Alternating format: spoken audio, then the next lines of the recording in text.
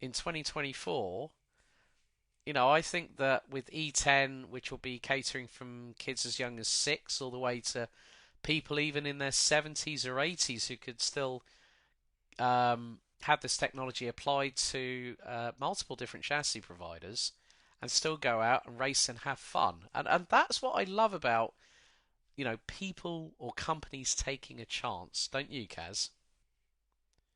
Oh, definitely. And I think their approach has been very good. Um, Before E20, they already had the Thunder, Yeah, and they've been like slowly maybe exploring the technology.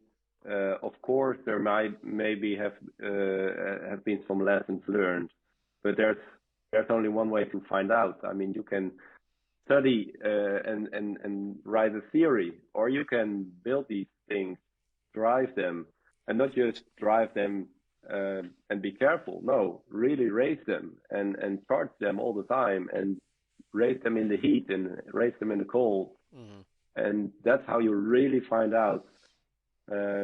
Like Daryl used to say, they don't raise them, they abuse them. So true.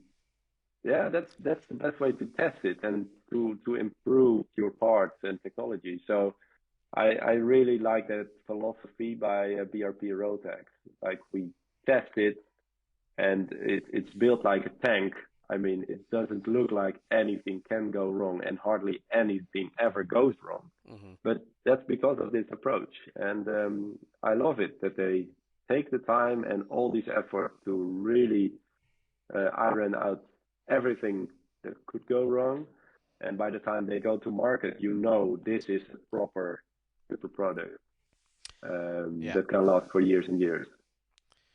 So it might be a gamble to be the first or one of the first, at least of the very big players.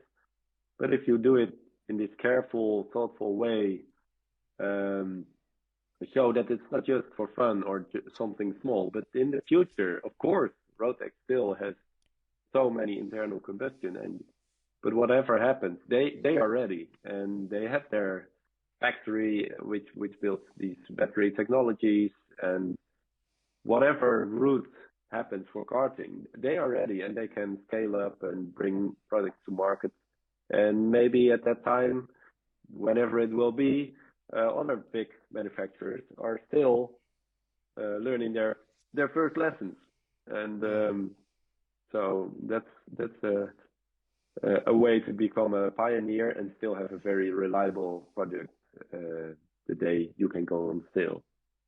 So I love that approach, and it's great to have experienced it in proper race weekends, how they work, and the people of the factory team, how detailed they work on this technology, how they learn from anything hmm. that's happening in these tracks and in the big tents between the sessions.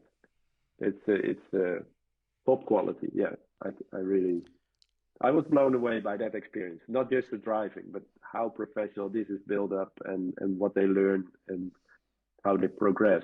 So I can't wait to see the next few years where it's going.